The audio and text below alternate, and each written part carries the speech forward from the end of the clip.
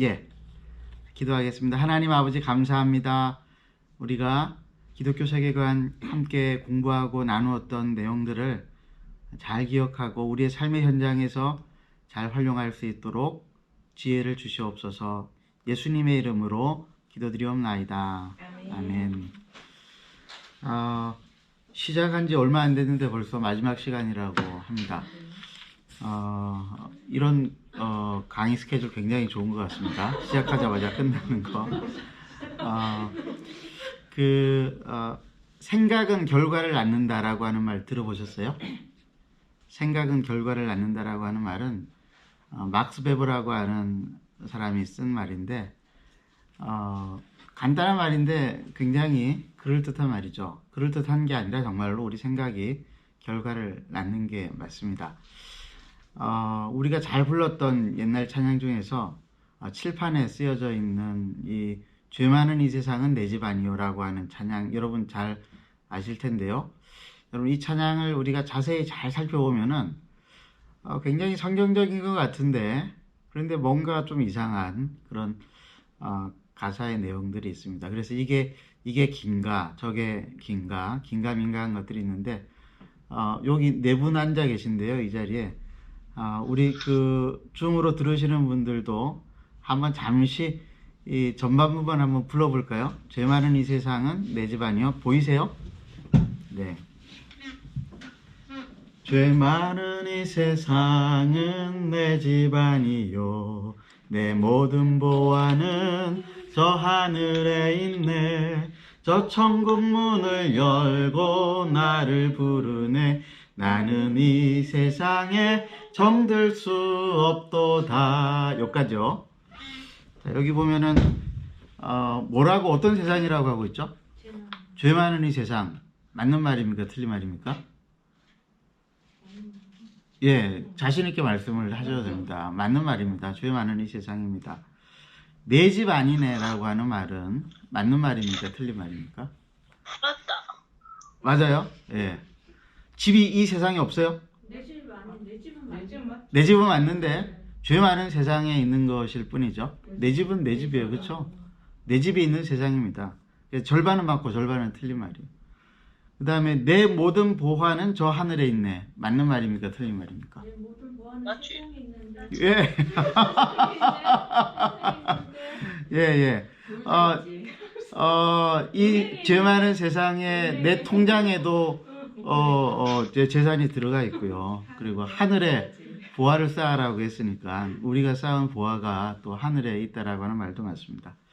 저 천국문을 열고 나를 부르네. 나는 이 세상에 정들 수 없노라. 나는 이 세상에 정들 수 없노라.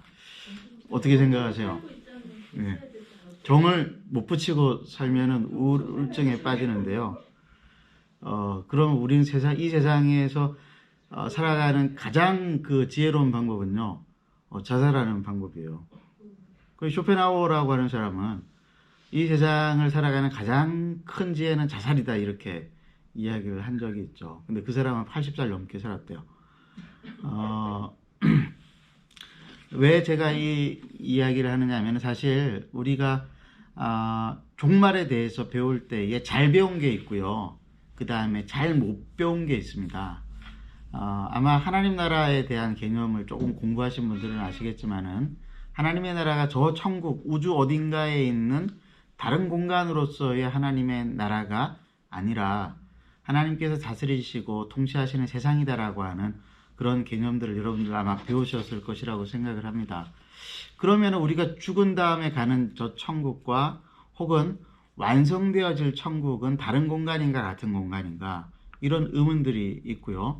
그리고 하나님께서 이 마지막 날에 이 세상을 심판하시고 난 다음에 새하늘과 새 땅, 새 예루살렘을 시작하신다라고 했을 때 그 새하늘과 새 땅이라고 하는 곳은 이 지구가 아닌 우주 너머 저 어딘가에 있는 새로운 곳인가? 아니면은 우리가 살고 있는 이 지구 위에인가? 라고 하는 고민들이 사실은 좀 있어야 됩니다. 우리는 이게 왔다 갔다 해요. 이것도 맞는 것 같고 저것도 맞는 것 같고. 그래서 정말 성경이 종말에 대해서 어떤 이야기를 하고 있느냐라고 하는 것들을 오늘 좀 살펴보고, 이게 왜 중요하냐면요, 우리가 이 세상에 대해서 어떤 시각을 가지고 있느냐에 따라 가지고 우리가 이 땅에서 살아가는 삶의 태도가 달라지고, 또 우리가 직장을 가지고 보통 많이 이 지구 위에서 살아가지 않습니까?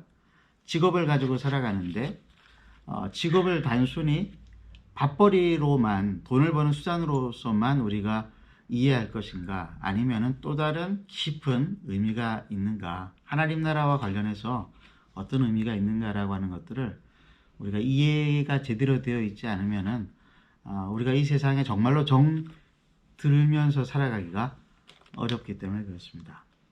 그래서 제일 많이 오해가 되어지는 것이 뭐냐면은 많은 분들이 이제 종말에 주님께서 다시 재림하시고 난 다음에 이 세상이 불타 없어져 버릴 거라고 많이들 이해를 하고 있습니다.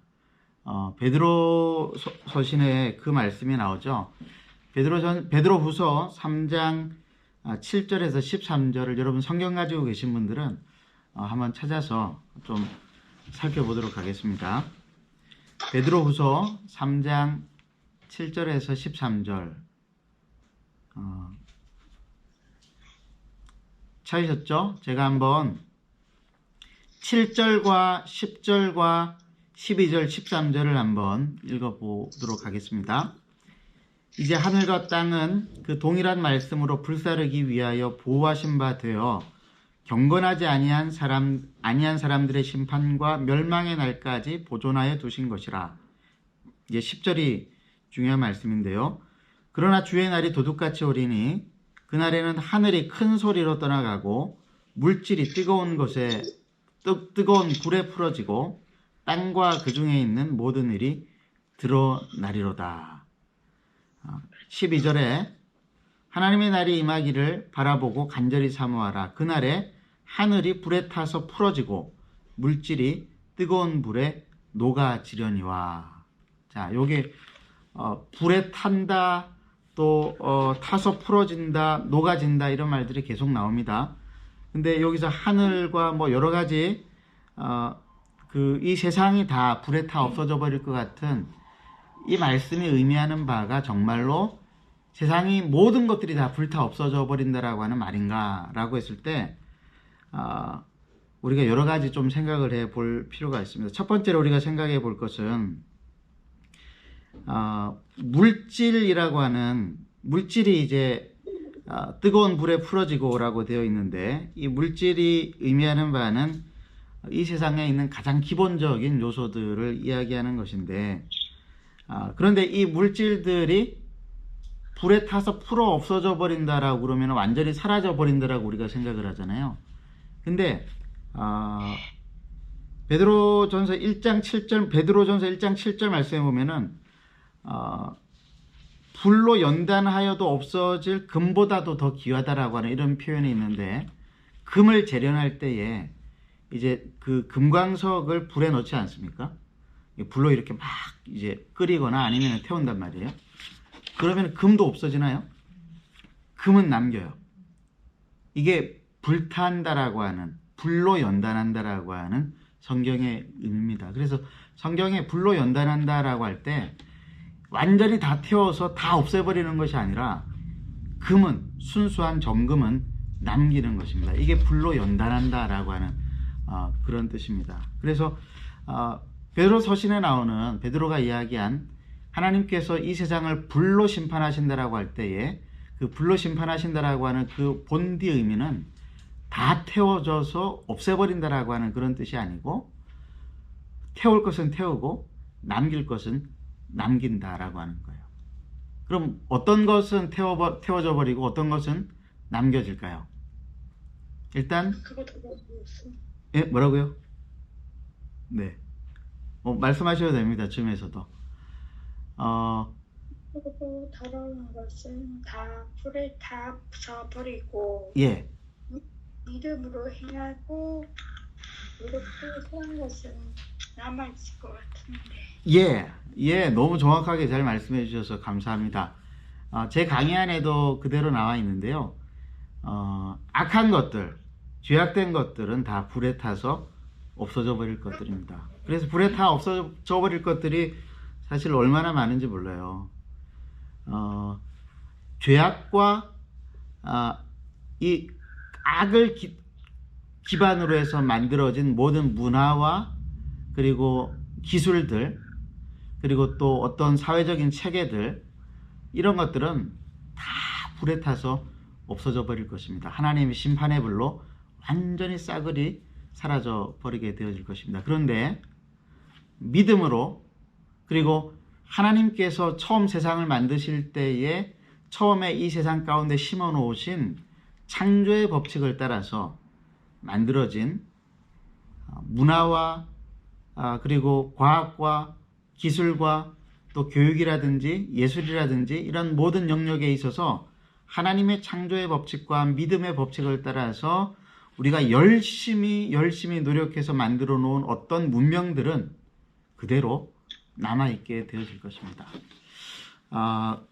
한번 말씀을 한번 더 찾아보겠는데요. 요한계시록 21장 24절에서 27절 말씀을 한번 보십시다. 요한계시록 21장 24절에서 27절까지.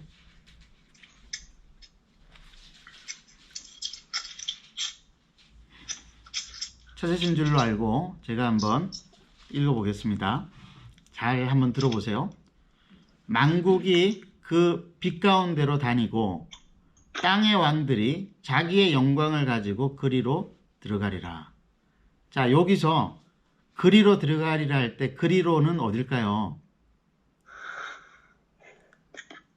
새하늘과 새 땅이에요. 완성되어질 하나님의 나라.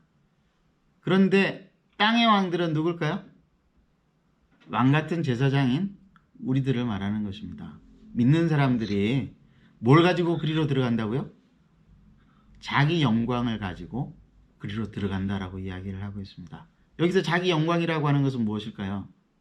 하나님 앞에서 신실하게 믿음으로 살면서 이루어 놓은 그 보람찬 업적들, 성취들, 그 하나님께서 우리에게 분복으로 주신 그 영광들을 가지고 새하늘과 새 땅으로 들어가게 되어진다. 이렇게 말씀을 하고 있습니다.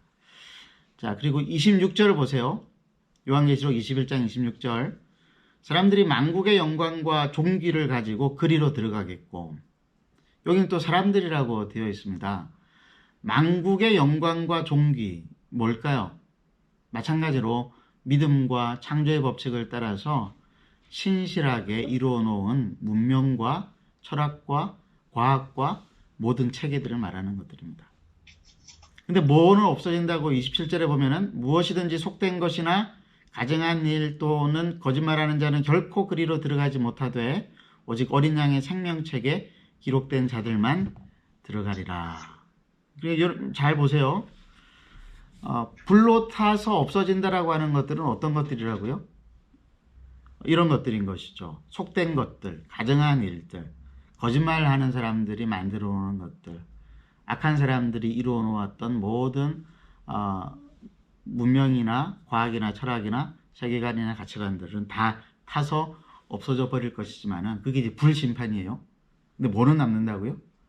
하나님의 자녀들이, 또 하나님의 자녀가 아니라고 할지라도, 안 믿는 사람이라 할지라도 하나님의 창조의 법칙을 따라서 성실하게 이루어 놓은 과학적인 체계나 어떠한 그 세상의 구조나 문화 예술이나 특별히 예술작품 같은 것들은 안 믿는 사람들도 영감 있는 예술작품들을 많이 만들어 놓지 않습니까? 하나님의 영광을 드러내는, 하나님의 하나님 되심을 드러내는 그런 것들은 다 가지고 우리가 새하늘과 새 땅, 하나님 나라로 가지고 들어가게 되어진다라고 하는 거예요. 그러니까 하나님 나라의 연속성과 불연속성이라고 하는 말을 여러분들이 혹시 들어보셨는지 모르겠습니다. 하나님의 나라의 연속성, 우리가 이 땅에서 지금 누리고 있는 것들이 연속해서 이루어질 것들이 계속 있습니다.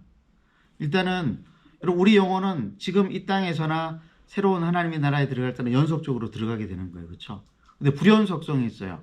뭐는 못 들어가요? 우리가 가지고 있는 것 중에서 지금 우리 몸은 못 가지고 들어가는 거예요. 왜냐하면 지금 우리 몸은 나중에 다시 뭘로 바뀝니까? 새로운 부활체로 바뀌게 되어질 것이기 때문에. 굉장히 어떤 분들은 이런 분들이 있습니다. 이렇게 이야기를 하는 경우가 있는데 하나님 나라에서 우리는 어떻게 다시 태어날까? 어떻게 다시 이렇게 존재하게 되어질까 할 때 이 세상에 있을 때 가장 아름다운 모습으로 아마 존재하게 될 겁니다. 그러면은 사실 그럼 저는 별로 천국 가고 싶지가 않아요. 저는 지난주에도 말씀드렸지만은 제 구강 구조는 돌출형 구강 구조라 가지고 이게 상당히 제 자존심과 열등감에 큰 기여를 했던 것들이어 가지고 코도 낮은 데다가 그래서 아무리 제가 이 세상에서 아름다운 모습을 했다 한들 이거는 없어지지 않는단 말이에요. 제가 저기 치과의사들의 로망이래요. 제 그 구강 구조가 교정을 하면 드라마틱하게 교정이 될 거래요. 근데 하여튼 근데 이거는 제가 들고 가고 싶지는 않아요. 우리 몸은 연속적으로 하나님 나라로 들어가지는 않습니다. 새로운 몸을 입게 되어질 것이죠. 그 새로운 몸은 하나님께서 우리에게 원하셨던 영광스러운 몸이 되어질 것입니다. 마찬가지로 이 세상에 있는 것들, 악한 것들, 약한 것들, 그리고 연약하고 부족한 것들, 모든 것들은 다 불타 없어져 버리겠지만은 믿음 가운데서 우리가 창조의 법칙을 따라서 신실하게 이루어 놓았던 것들은 우리의 영광으로 하나님께서 주신 것이기 때문에 땅의 왕들이 그리고 하나님의 사람들이 자녀들이 그것을 가지고 하나님 나라로 들어가게 되어질 것입니다.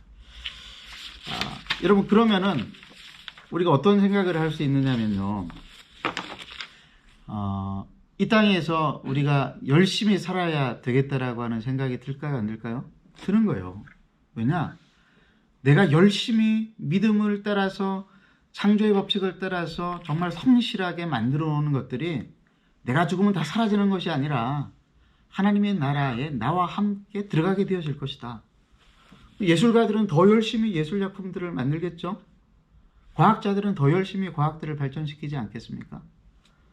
어떤 분들은 새하늘과 새 땅은 24시간 찬양만 하는 곳이다. 그러면 저는 그러면 별로 가고 싶지 않아요.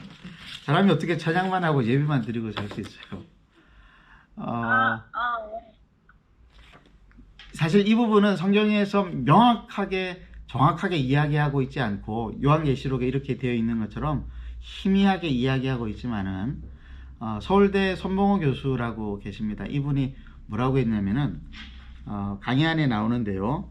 이렇게 이야기했습니다. 저는 후에 예수님께서 다시 오셔서 이 땅의 모든 것들을 그분의 주권 아래 회복하시는 그때가 되면은 그곳에서 열심히 땀 흘리며 일할 것으로 생각합니다. 우리 주님과 함께 열심히 땀을 흘릴 것입니다. 왜냐하면 노동의 기쁨이 그때는 회복될 것이기 때문입니다. 기독교 윤리실천위원장으로도 열심히 섬기셨던 이 손봉호 교수님, 서울대 철학과 명예 교수님이시죠. 이분이 하시는 말씀이 새하늘과 새 땅, 완성되어질 하나님 나라에서 자기 할 일이 있을 거래요. 저도 그렇게 생각을 합니다. 어떤 일들일까요? 아마 새로운 차원의 일들이라고 생각을 합니다. 하나님께서 우리를 향해 가지고 계신 궁극적인 그 완성을 위해서 우리가 할 일들이 여전히 하나님 나라에서도 남아 있을 것이라고 생각을 합니다. 왜냐하면은 여러분 하나님께서 사람을 처음 만드시고 난 다음에 하나님께서 사람에게 소명을 주시는 장면이 나옵니다. 자, 우리가 우리의 모양을 따라 우리의 형상을 따라 사람을 만들어 가지고 뭘 하자고 하세요? 창세기 1장 28절에 보면은 뭐라고 합니까? 인간에게 복을 주시면서 하나님이 그들에게 이르시되 생육하고 번성하고 땅에 충만하고 땅을 정복하고 바다의 물고기와 하늘의 새와 땅에 움직이는 모든 생물들을 어떻게 하라고? 다스리라고. 이게 타락 전이에요? 타락 후예요? 타락 전이에요. 이게 문화명령이라고 하는 거예요. 하나님께서 우리에게 원하시는 것은 이 세상에 우리가 하나님을 대신해서 청지기로서 하나님처럼 세상을 다스리는 이것. 이게 하나님의 본래의 뜻이었거든요. 자, 근데 이게 아담과 하와가 타락하고 난 다음에는 바뀌었을까요? 취소가 되었을까요? 너희 죄 지었으니까 너희는 자격이 없어. 찌질한 것들. 하나님 이렇게 말씀하셨을까요? 아니에요. 증거가 어디에 있어요? 우리 성경적으로 따져봐야 되는 거 아닙니까? 창세기 9장 1절을 한번 찾아보세요. 창세기 9장 1절. 9장 1절에서 2절과 그리고 7절, 창세기 9장 1절, 2절, 그리고 7절. 이때는 언제냐면은 죄악이 세상에 관영해서 가득 차가지고 하나님께서 심판하시겠다고 하셨죠. 그게 첫 번째 심판이었습니다. 노아 심판이었습니다. 노아 홍수 심판 다음에 노아 가족들이 다시 살아남았을 때에 하나님이 이 노아 가족들에게, 노아에게 하신 말씀이에요. 제가 한번 읽어볼게요. 하나님이 노아와 그 아들들에게 복을 주시며 그들에게 이르시되 생육하고 번성하여 땅에 충만하라. 땅의 모든 짐승과 공중의 모든 새와 땅에 기는 모든 것과 바다의 모든 물고기가 너희를 두려워하며 너희를 무수하리니 이것들은 너희의 손에 붙였음이니라. 그리고 7절요. 너희는 생육하고 번성하며 땅에 가득하여 그 중에서 번성하라 하셨더라. 한 가지 달라진 거는 있어요. 뭐였죠? 2절에 보니까 피조세계의 이 동물들이 사람을 무서워하고 두려워한대요. 이거는 지난 시간에 우리가 배웠던 하나님과의 관계 단절이 가져온 마지막 피조세계와의 단절. 그래서 자연이 인간을 공격하고 인간이 자연을 학대하는, 그래서 우리가 궁극적으로 이것들을 회복하는 샬롬을 구해야 된다고 이야기하지 않았습니까? 요거는 달라졌어요. 근데 하나님의 명령은 달라졌습니까? 달라지지 않았습니까? 똑같아요. 생육하고 번성하고 땅에 충만하라. 땅을 정복하고 땅을 다스리라. 학대하면서 다스리라? 아니요. 하나님처럼 다스리라. 타락 후에도 하나님은 인간에게 똑같은 문화 명령을 주십니다. 그러니까 이 세상을 우리가 그냥 훌쩍 떠나버릴 그런 세상으로 생각하면은 안 된다는 거예요. 왜냐? 이 세상은 악한 것들은 마지막 날에 다 불타 없어져 버리겠지만은 선한 것들은 그대로 남아서 새하늘과 새 땅으로 이어지기 때문에 우리는 이 세상을 버리면 안 되는 것입니다. 근데 세상을 버리라고 하는 이 찬양의 가사는 무슨 말일까요? 세상에 정을 줄 수 없다라고 하는 이 말은 악한 세상에는 정을 줄 필요가 없다는 거예요.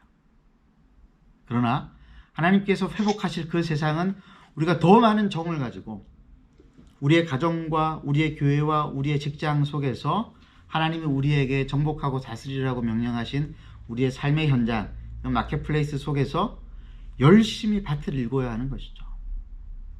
그리고 회복시켜야 되는 것이죠. 무너진 돌들은 다시 이렇게 세워 올리고.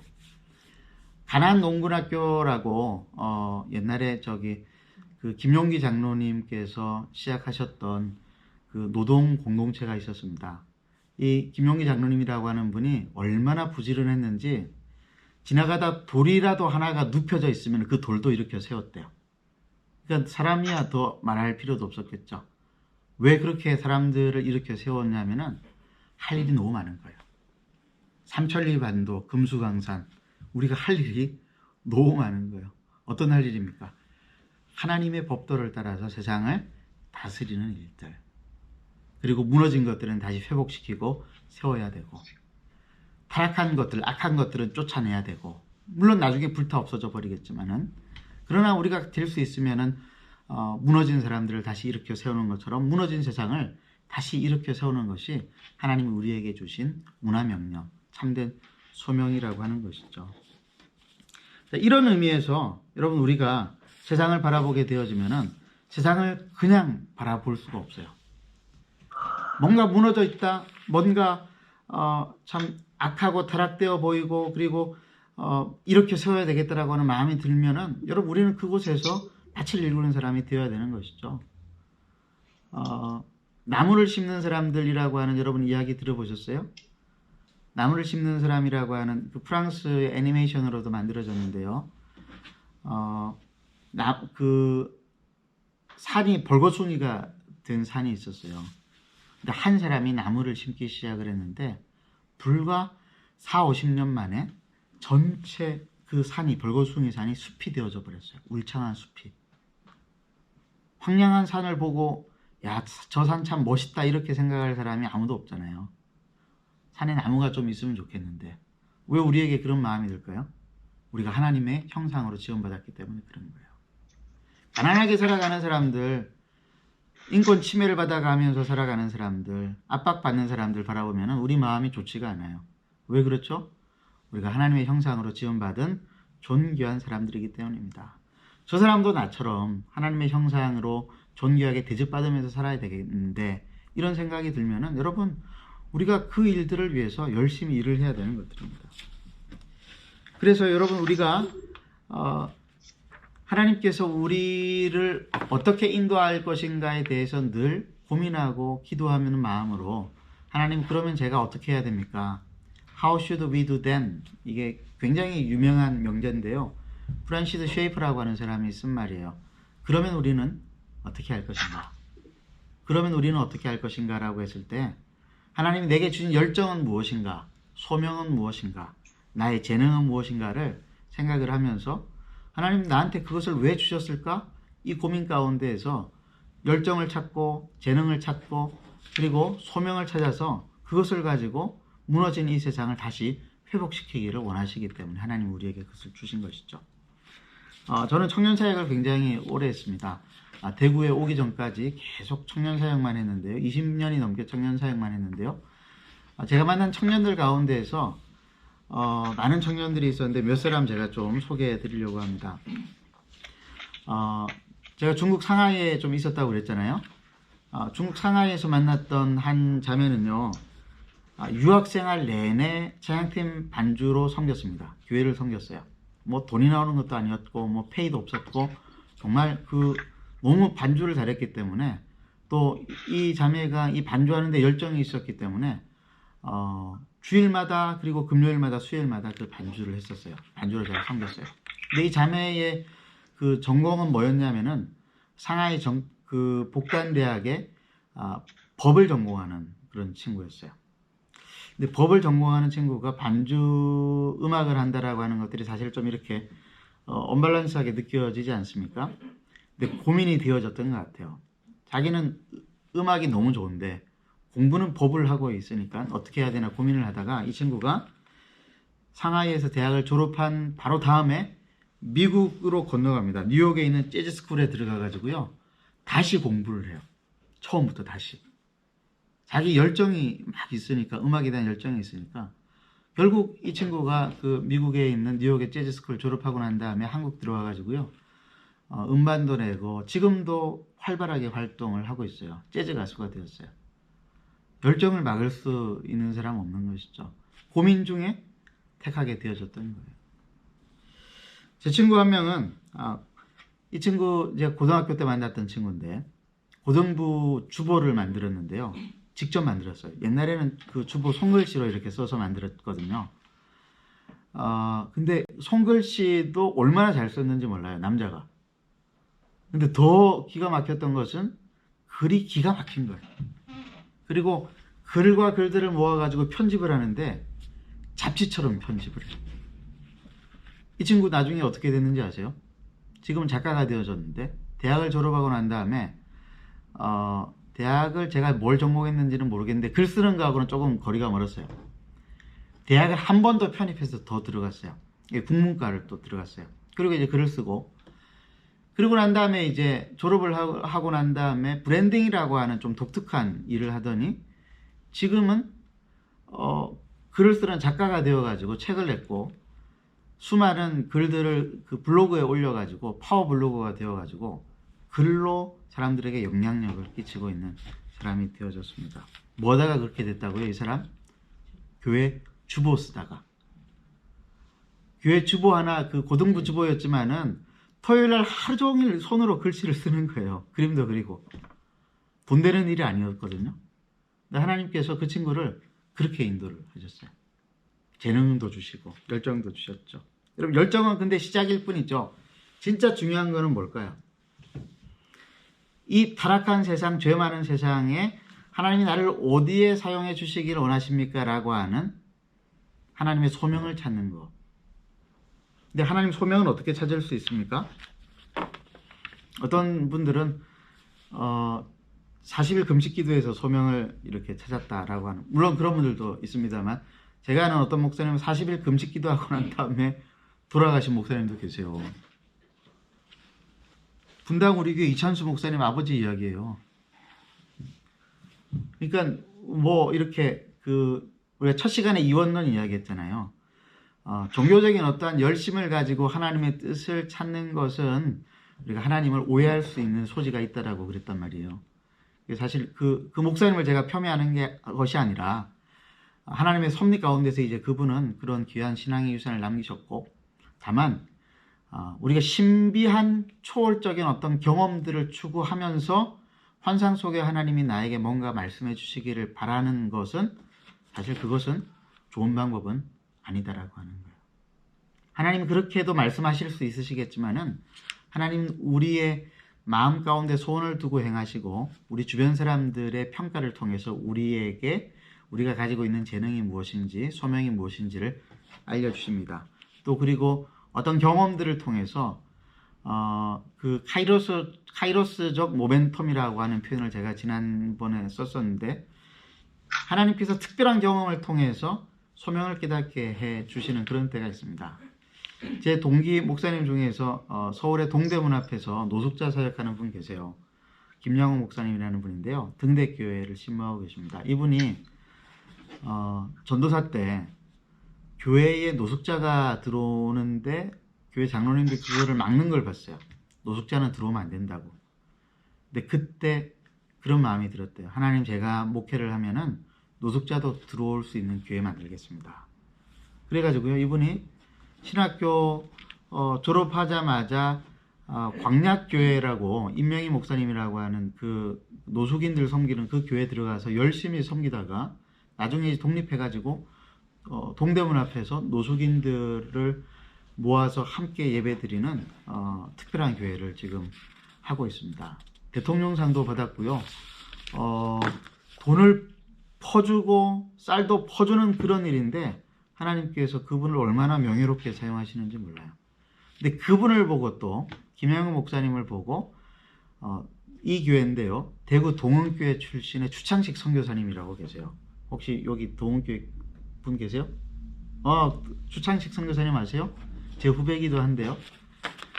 이분이 자기도 그런 분들, 이분은 이제 인도 선교사로 나가려고 준비를 하는데, 인도에는 이제 천민들이 굉장히 많지 않습니까? 근데 천민하고 가장 많은 비슷한 사람들이 누군가라고 했을 때 노숙인이라고 하는 생각이 들어가지고 한국에서 훈련을 받기 위해서 등대교회 김양호 목사님을 찾아간 거예요. 근데 여러분 동호교회 출신 분들은 아시겠지만은 이 추창식 목사님 원래 전공이 뭐였는지 아시죠?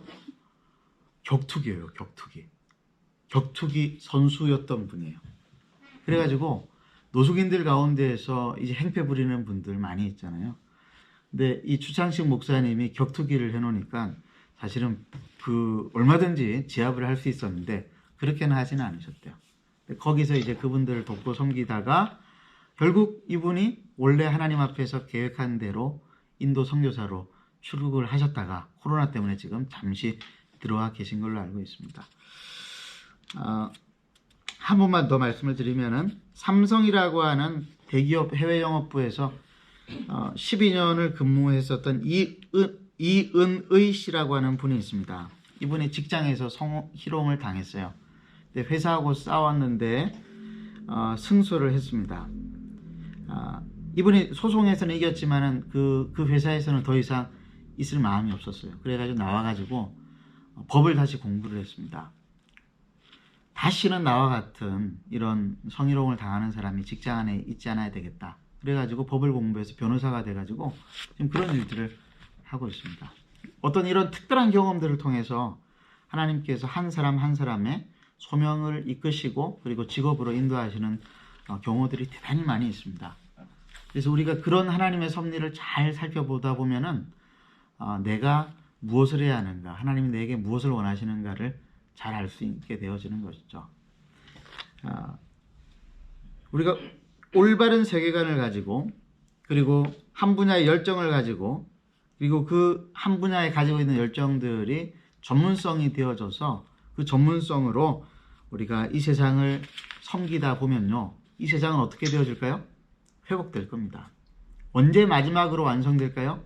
하나님 나라가 이 땅에 다시 임할 때에 완성되어지게 될 것입니다.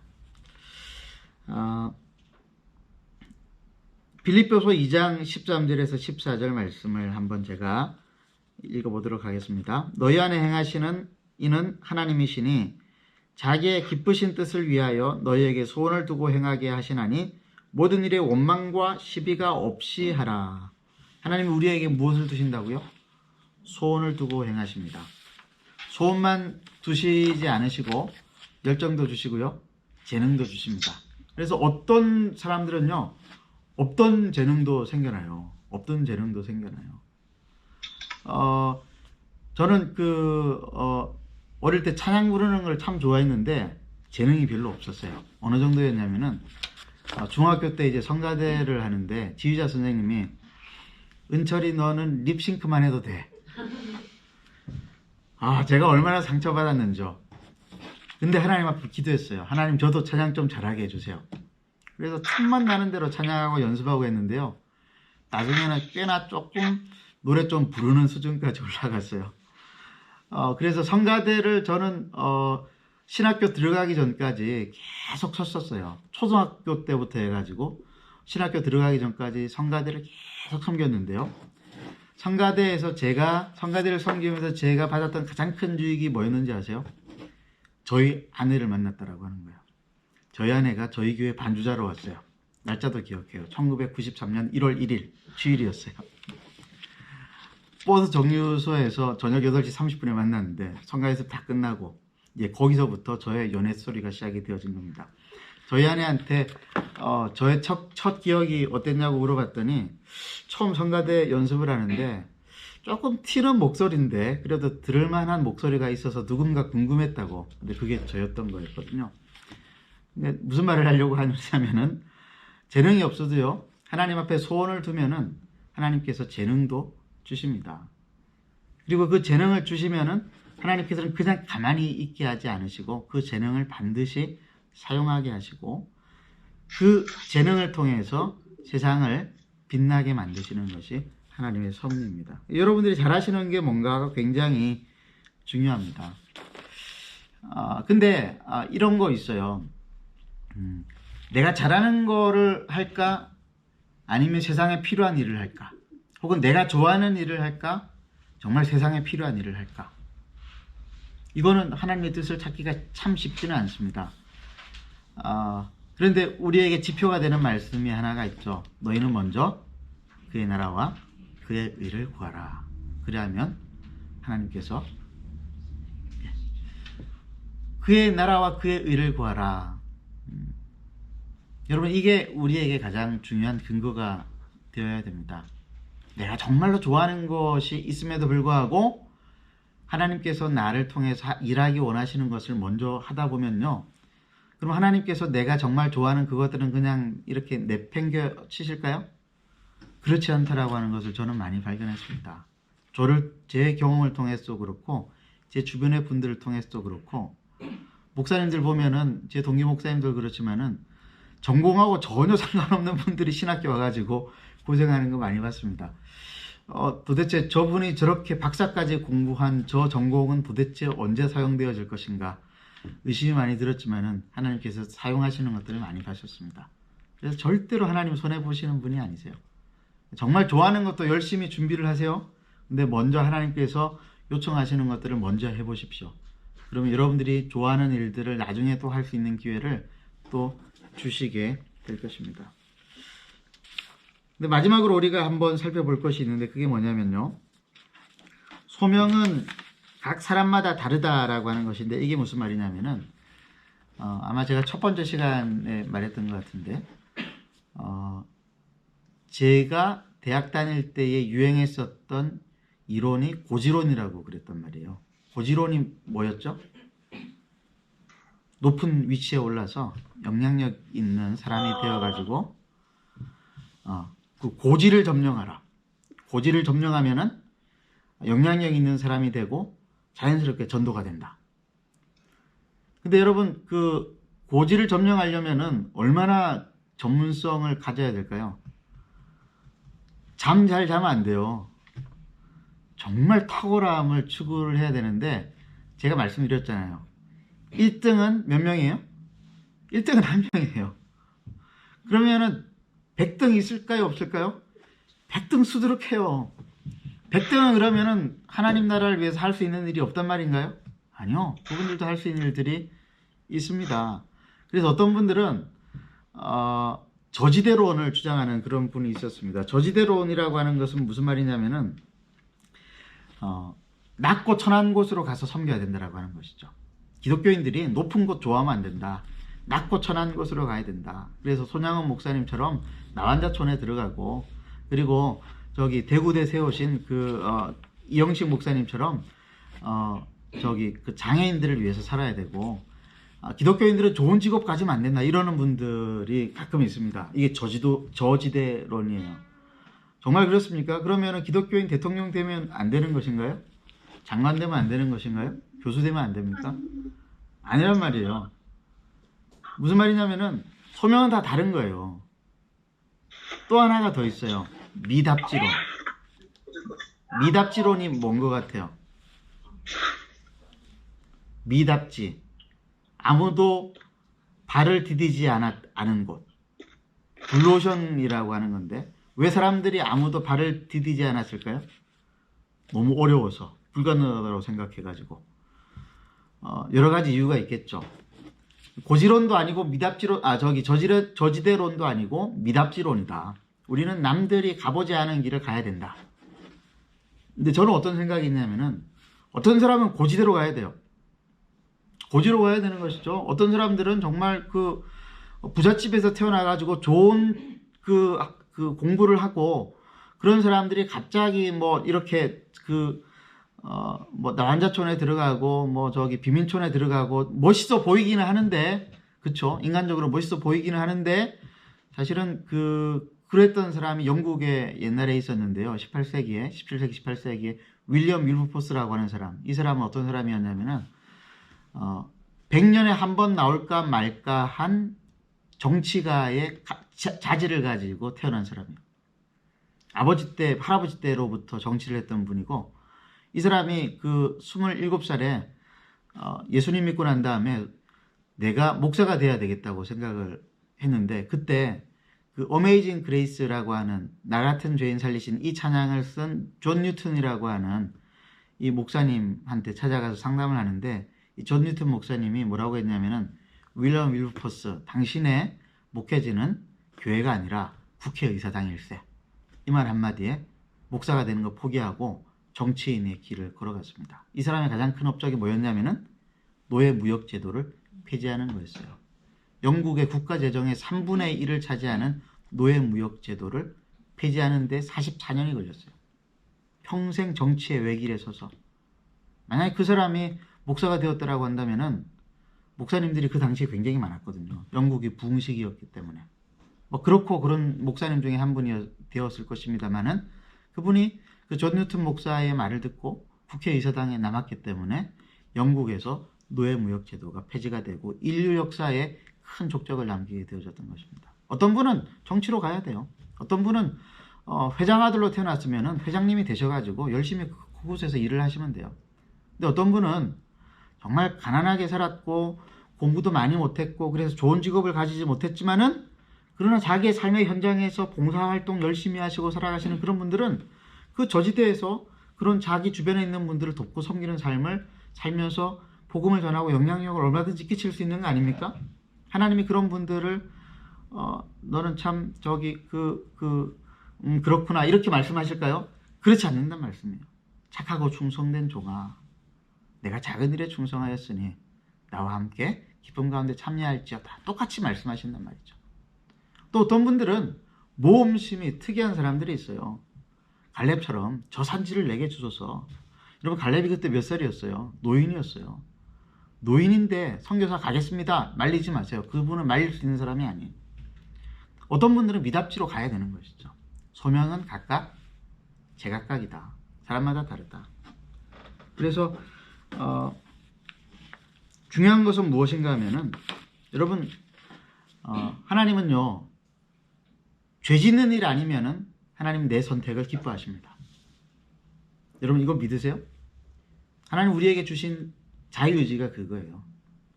하나님은 우리가 죄 짓는 일이 아니라고 한다면은 모든 선택에서 우리의 선택을 존중하십니다. 근데 어떤 분들은 하나님 뜻을 가르쳐 주십시오. 매 순간순간 하나님의 뜻을 가르쳐 주십시오. 그러는데 그날도 이제 하나님 앞에 기도를 했대요. 하나님, 제가 어디로 가야 됩니까? 하나님께서 나타나셨어요. 앞으로 2발자국, 앞으로 2발자국, 오른쪽으로 3발자국, 오른쪽으로 3발자국, 뒤로 1발자국, 뒤로 1발자국. 되었다. 똥발 봤구나. 여러분, 그런 식으로 하나님의 뜻을 추구하는 것은, 그것은 이혼론에 빠져서 영성과 일상을, 영적인 것과 일상적인 것들을 이렇게 혼돈해서 우리가 하나님의 뜻을 찾게 되어지는 오류입니다. 영적인 분별력을 가지고 말씀을 읽고 기도 중에 주변 사람들의 조언을 받아서 내가 잘하는 일이 무엇인지, 또 이 세상에 필요로 하는 일이 무엇인지에 대한 소원이 내게 있는지 없는지를 살피고 그것을 따라서 종합적으로 내가 판단하면 되는 거예요. 죄 짓는 일이 아니라고 한다면. 그럼 이런 분들이 있어요. 목사님, 그렇게 선택을 했는데 하나님 아니라고 그러면 어떡해요? 제가 그럼 그렇게 이야기해 주죠. 하나님이 AS도 잘해 주신다. 내가 착각할 수 있잖아요. 내가 선택했지만은 내가 실수하고 실패할 수 있는 거 아닙니까? 그러면 어떻게 하느냐? 하나님이 AS 해주시는 거예요. 그것까지 믿고 자유롭게 편안하게 믿음으로 담대하게 선택하는 것입니다. 그래서 자녀들이 목사님 경북대를 갈까요? 영남대를 갈까요? 서울로 갈까요? 이런 거 가지고 목사님들한테 찾아가지 마세요. 결정하시면 돼요. 목사님, 제가 삼성을 갈까요? 두산을 갈까요? LG를 갈까요? 질문하러 오지 마세요. 기도하고 결정하면은, 믿음으로 결정했으면은 그게 하나님께서 너를 인도하시는 방법이다. 여러분, 그렇게 생각하시는 게 맞는 거예요. 물론 이제 특별한 경우에 하나님께서 특별한 방식으로 인도해 주실 때가 있습니다. 그런데 정말 특별한 때일 때만 하나님은 그렇게 특별하게 인도해 주시는 것이지, 전혀 우리의 일상생활 속에서는 우리에게 다 맡기신다라고 하는 것들을 우리가 기억할 필요가 있겠습니다. 5강 종말론 유형에 따른 직업관과 소명의식. 그래서 생각이 결과를 낳는다라고 하는 명제를 가지고 조금 풀었는데, 혹시 질문 있으시면 쉬는 시간에 카톡으로 보내주시면 제가 확인하고 다음 시간에 시작하면서 질문 먼저 답을 하도록 하겠습니다. 잠시 쉬도록 하겠습니다.